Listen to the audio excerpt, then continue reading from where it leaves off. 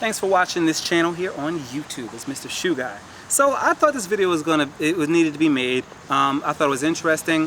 What could you learn from Steve Raiken's 32-day thrift adventure?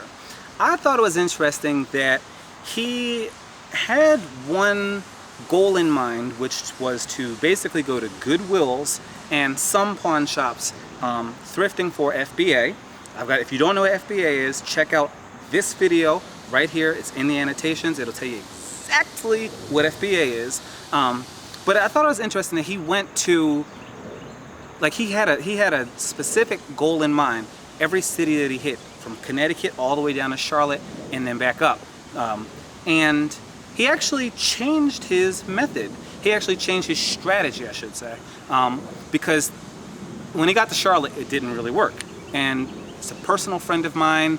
He was very transparent, very honest, but when he got to Charlotte, the Goodwills here, I tried to tell him before he came, they're just a little bit different. So I thought it was very interesting. I thought it was a great lesson to those of you who watch my channel, who want to learn a little bit more about reselling, that you really need to know the areas that you sell in. So for me, I think I put it out there in past videos. When I first started reselling, I tried selling video games and electronics. And I learned very quickly that it was very difficult for me to source those items. It wasn't because I was doing something wrong. When you look at yard sales and pawn shops and Goodwills in the area, there's not a lot of that stuff. As a reseller, you gotta stay attuned to what your area has. Stick to the strengths in your area. So for me, I learned that Goodwills locally to me had some fantastic shoes. I knew a lot about shoes and I capitalized on that. That's why I'm Mr. Shoe Guy. Not because I'm some expert, but because my area is very conducive to it. And in selling shoes in this area, I've sourced shoes in Minnesota, I've sourced shoes in Nashville, Tennessee, I've sourced shoes in Durham, North Carolina, the whole country. I mean, there's so many places I've gone. I have learned a ton about what sells, why it sells, what's popular where. That's the level of detail you need to get with whatever niche you pick. You don't have to become an expert in selling shoes, but you can use the knowledge on this channel and the expertise on this channel to help you sell whatever niche you want, or anything. It doesn't even have to be reselling related. There are so many concepts here about negotiation, about sales, that you need to have, about business. This is a business lesson. And I think when you look at the 32-day adventure that Raiken did, he learned some valuable business lessons. And what I think it really comes down to is being flexible enough to change your strategy on the spot. And I think he did a fantastic job about that.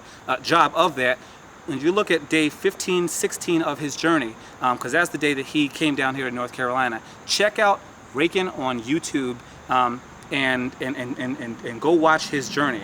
It's going to take a little bit of time because he's got some long videos. I think it's like 15-20 minutes most of the videos. But again, if you're looking to step up your education, here on YouTube is a fantastic place to start. You're getting free video content that can teach you stuff, make you money. So again, I think his adventure was great, had a lot of fun with my friend, and I also learned some things about FBA.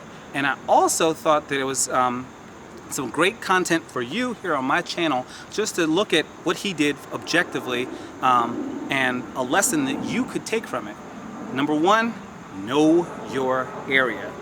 Know where you're going, what the area is particularly good in. And how do you know your area? By talking to people, by looking up on the internet where the Goodwills are, where the pawn shops are, by talking to locals, going to coffee shops, wherever you are, talk to people, ask them, where are the pawn shops? Where are the best pawn shops? Where can I make money? How are yard sales in this area? That's the kind of stuff you need to be doing from a research perspective, because if you're going to be doing a 32-day trip journey, you need to really be learning your area. And I think Raiken learned something phenomenal lessons, and I think he made a lot of money doing it as well. But you also have to be willing and flexible enough to switch your strategy on the fly. And I think that's something you'll see halfway through his journey he needed to do when he got to an area where his original strategy didn't work.